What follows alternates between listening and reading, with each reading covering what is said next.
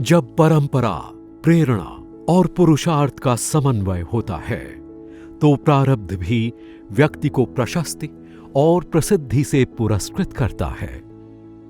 Gopal snacks limited भी सफलता की ऐसी ही प्रेरक कथा है। गोपाल स्नैक्स लिमिटेड के फाउंडर बिपिन भाई का जन्म गुजरात के राजकोट जिले के भादरा गांव में हुआ। गांव में पिताजी विठल भाई की छोटी सी दुकान थी। बिपिन भाई सबसे छोटे थे। वे बेहद बुद्धिमान थे। उन्होंने नमकीन बनाने का हुनर सिर्फ 13 साल की उम्र में सीख लिया और पढ़ाई करते करते बिजनेस करने लगे। 12वीं कक्षा में फेल होने के बाद उन्होंने पूरा वक्त बिजनेस को समर्पित कर दिया। उस वक्त पिताजी ने विचार रखा कि छोटी दुकान में तो हमें ग्राहकों की राह देखनी पड़ती है, तो ऐसा क्या किया जाए कि ग्राहक हमारी राह देखे। इस विचार को अमल में लाने के लिए 1988 में सिर्फ ₹1 वाला नमकीन का छोटा पैक बनाना शुरू किया और उनके सबसे बड़े भाई साइकिल पर आसपास के 12 गांव में अन्य व्यापारियों को नमकीन बेचने लगे। बाद में जब पिताजी ने व्यापार बढ़ाने के लिए बोला, तब बिपिन भाई आगे आए और 12 गांव से 52 गांव तक बिजनेस को बढ़ाया। बिपिन भाई को राजकोट में और भी बड़ा बिजनेस करने की इच्छा थी, पर पिताजी अपने सबसे लाडले बेटे को अपने पास ही रखना चाहते थे।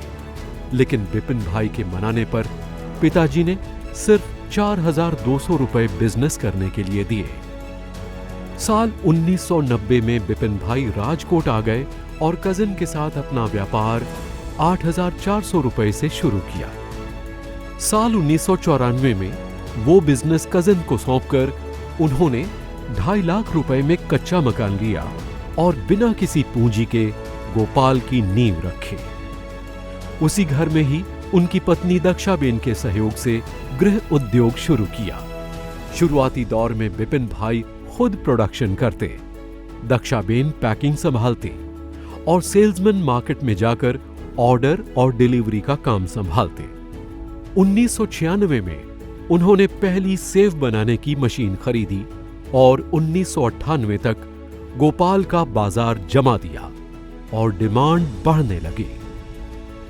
1998 में ही राजकोट के हरिपुर में 7,560 स्क्वायर फीट की जमीन खरीद ली, मगर वर्ष 2000 में ऑक्ट्रॉय की समस्या के चलते फैक्ट्री को वापस शहर के अंदर मौडी अमरनगर में 3,465 स्क्वायर फीट की नई जगह में स्थानांतरित करना पड़ा। अब गोपाल राजकोट के हर घर का प्रिय नाम बन चुका था और गोपाल विकास की नई छलांगें लगाने के लिए तैयार हो चुका था।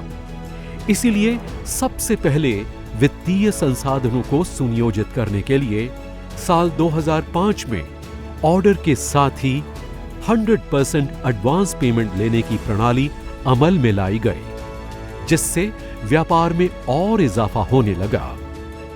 बिपिन भाई ने बढ़ते मुनाफे का फायदा ग्राहकों को बेहतर प्रोडक्ट के रूप में देने के लिए साल 2006 में ऑटोमेटिक पैकेजिंग मशीन्स के द्वारा गोपाल की ब्रांडिंग के साथ लैमिनेटेड प्रिंटेड पैकिंग की शुरुआत की।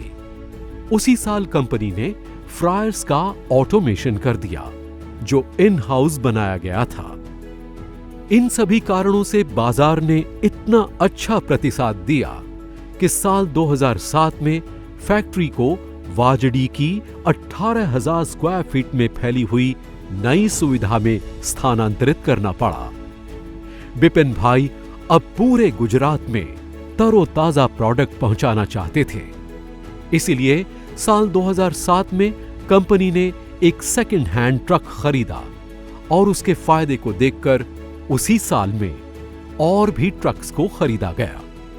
मगर गोपाल के लिए बाजारों की भूख इतनी बढ़ गई थी कि साल 2010 में यानी 4 साल में ही गोपाल की फैक्ट्री को फिर से एक बार मेटोडा GIDC की 3,05,000 स्क्वायर फीट में फैली नई फैक्ट्री में स्थानांतरित करना पड़ा।